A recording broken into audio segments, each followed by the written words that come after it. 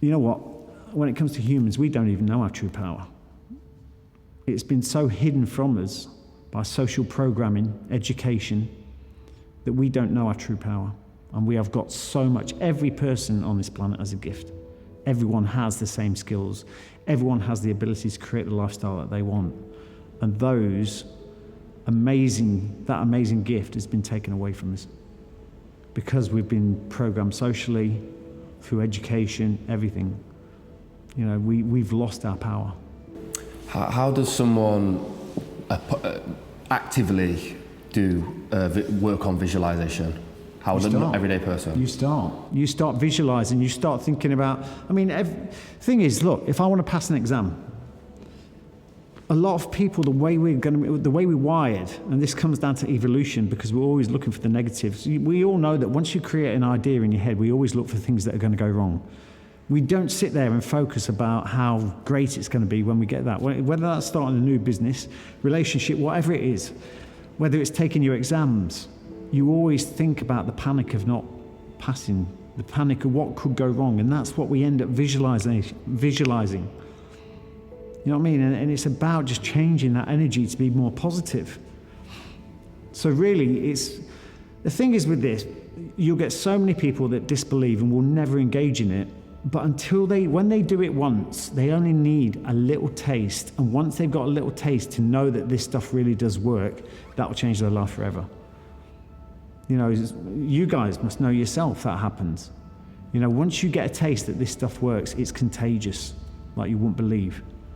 And you know, I could tell people, me and my partner, my fiancée, Laura, we could tell people stories that no one would believe us. No one would believe a word. You know, the coincidences, if you want to call them that, they're not coincidences. Once you've got yourself lined up spiritually, once you've created that bandwidth that is way away from fear, because fear doesn't allow for creativity, the opportunities are already there. Everything's already lined up. A lot of people say in life that, oh, well, you know, I can't wait for the opportunities to line up. They're already there. It's you that've got to line yourself up. And that's when you come from a place of belief and when you're not living in a state of fear. And unfortunately, at the moment, it's amplified at the moment, fear is driving society. Through the news, through everything, through the current COVID pandemic, fear is driving society because that's the only way you can control a society. We live in you look at the news, you look at the newspapers, everything is fear. But once you disengage from that, I don't read any newspapers, I don't watch the news, I don't watch TV. If I do watch TV, it's something very specific, you know, a film or whatever. But I'm very conscious about the content that goes into here.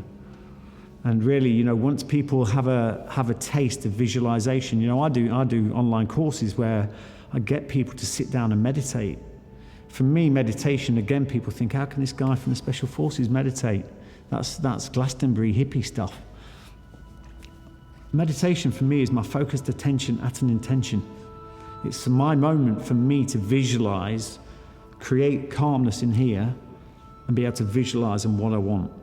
Okay? And once I learn to create that stillness of mind, it allows that clarity of vision to what I want. Our heads have 70,000 thoughts, probably more, going round each day. Now, if you don't focus on some things that you want out of that 70,000 thoughts, you're going to end up with a load of crap that you don't want. And that's the problem with people.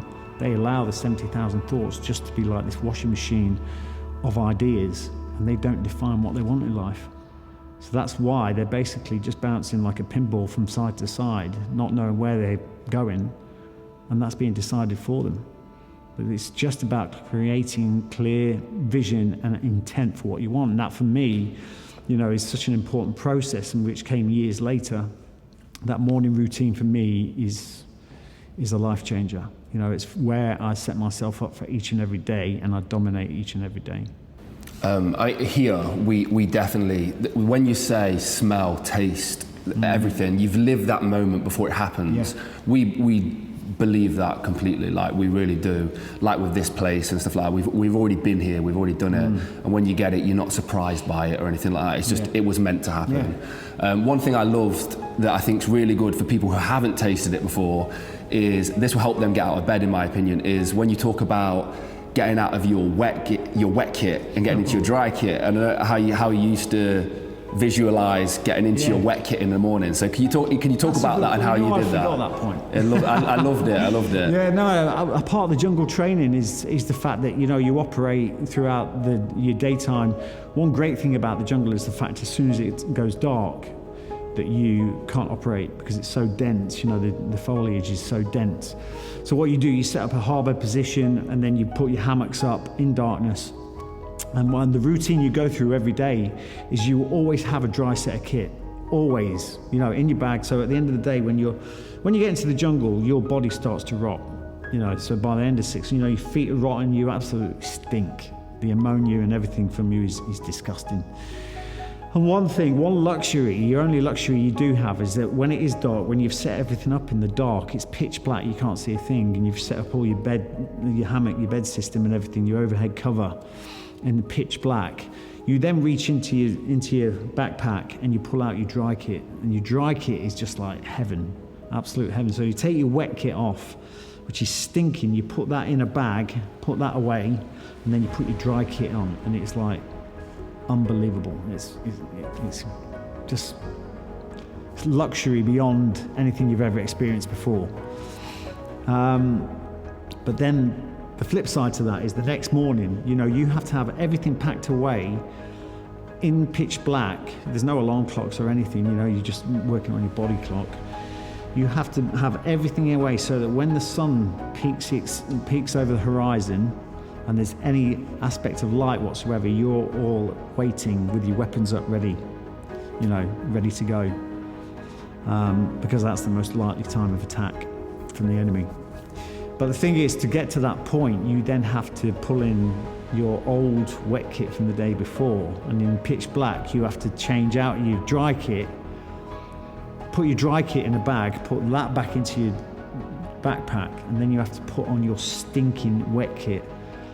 And it is absolutely feral. You do this every day. And it was this smell, it's just pungent, and you're putting on this cold, wet, damp kit. And every day I just had to, I was saying to myself that message, and it was like, oh, I love these Armanis. These are the best Armani. I look so good in these Armani. I wasn't saying it, but you know, that's going through my head, and that's the only way I got through it. And I just made it into something else. It's all about reframing.